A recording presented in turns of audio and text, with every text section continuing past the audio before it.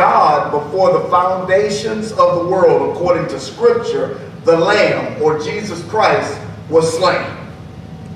The biblical definition for redemption is liberation made possible through payment of a ransom. Simply put, before we were even created, God already set forth a plan. He had made provision for you and me to make mistakes.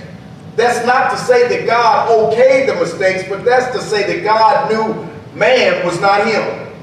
Even though he created man, even though he placed man in the garden and gave man everything, sometimes we're just not satisfied even when we have everything that we want.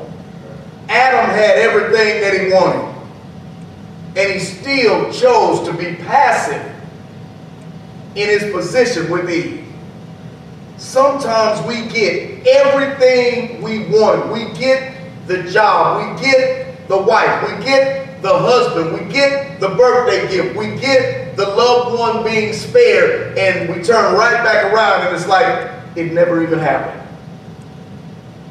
God knew the frailties of man before he even created us.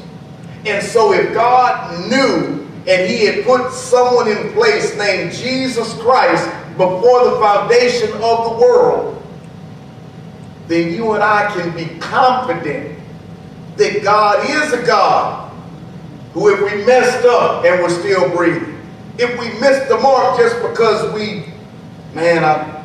you know the excuses we make.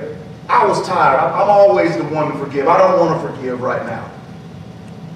I've given everything and they don't give anything. That doesn't excuse sin. Sin is missing the mark. Sin is perverting the mark. You know, when I say perverting the mark, the Bible clearly outlines the way we should behave one towards another, but we as humans often find excuses to do something other than line up with Scripture. And then we wonder why there's so much chaos in the world and even at times in churches.